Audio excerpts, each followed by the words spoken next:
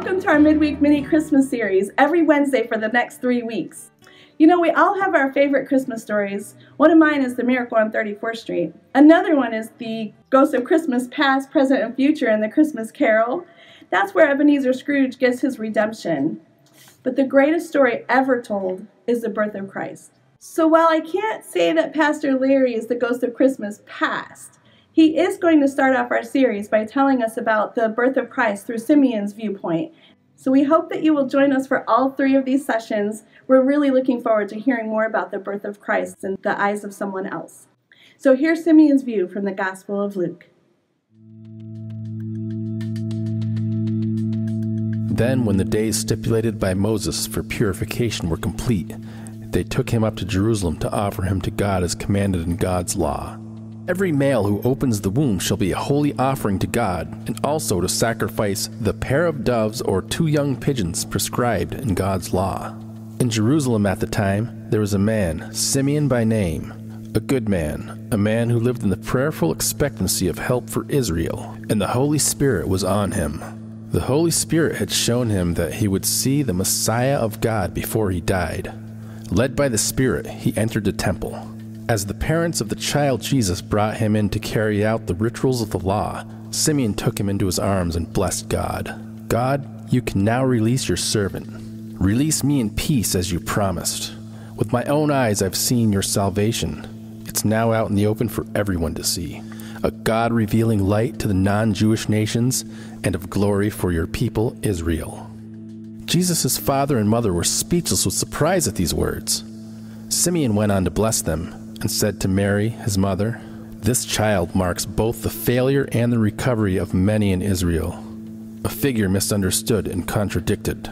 The pain of a sword thrust through you, but the rejection will force honesty as God reveals who they really are."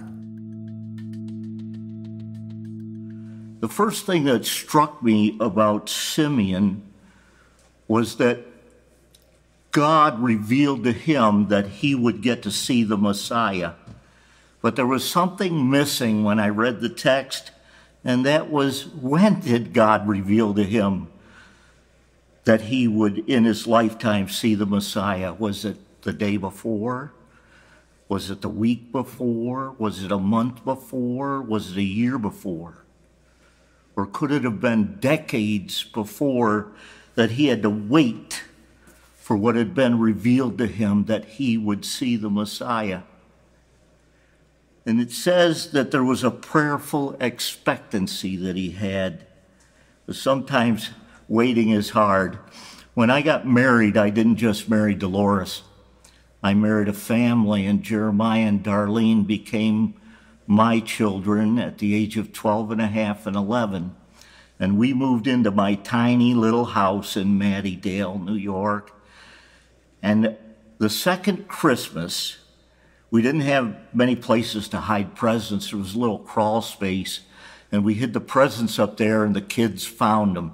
Well, I found out at Thanksgiving it was just my daughter, and she opened all the presents, so we would think it was my son as well. They couldn't wait. Their problem was they couldn't wrap the presents back the way Dolores had wrapped them. I just want to say to you, sometimes the things God has for you are worth waiting for. And maybe right now it feels like there have been promises and you haven't received them. The second thing that I see that Simeon saw is he saw Jesus as a God-revealing light to the Gentiles or the non-Jewish nations. And certainly he was God-revealing. He was Emmanuel, God with us, who came in the flesh. But he came to show us the character and the characteristics of God. And then I see in the final verse, but the rejection will force honesty as God reveals who they really are. And Jesus didn't just come to reveal God to us, he came to reveal us to us. Peter had such bravado. If everybody else leaves you, Jesus, not me. But Jesus revealed the truth of the weaknesses inside of Peter so he then could reveal the God that could change him. My nieces and nephews know me as Uncle Bear. My brothers and sister call me Bear. And Bear is like a teddy bear. And I used to think, wouldn't the world be a better place if everybody were as gentle as the bear is? But I didn't realize until Jesus came to reveal what was inside of me, that I had been conditioned to be a people pleaser. I had watched my rebellious brothers and watched what rebellion had gotten them into. And so I became the compliant child who went to his room and said the exact same things they said, but outside of my parents' hearing. And I learned and was conditioned. And then Jesus put me in a place where I had to find out that some things have to be dealt with. And so this year I pray that Jesus is a you-revealing person.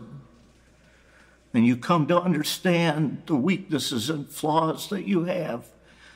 But I pray that he's then a God-revealing person who reveals that you that got revealed can be transformed. That is the gospel.